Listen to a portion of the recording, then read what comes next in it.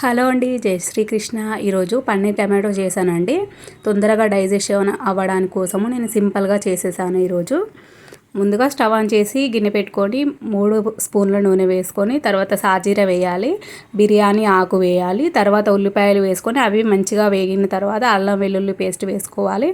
అది కూడా వేగాక అప్పుడు పసుపు వేసుకొని తర్వాత టమాటోలు వేసుకోవాలి. టమాటోలు మంచిగా వేగిన తర్వాత ఉప్పు కారం వేసుకోండి. తర్వాత ఇది మంచిగా ఫ్రై అవ్వాలి. తర్వాత మీకు కావాలంటే ఈ టైంలోనే గరం మసాలా కూడా వేసుకోండి. తర్వాత పన్నీర్ వేసేసి పన్నీర్కి ఉప్పు కారం మంచిగా పట్టే వరకు ఫ్రై అయ్యాక ఇప్పుడు కొత్తిమీర వేసుకోవాలి లాస్ట్లో. అంతే అండి, మనకు కమ్మటి పన్నీర్ బాజీ తొందరగా తయారవుతుంది, తొందరగా డైజెషన్ కూడా అవుతుంది.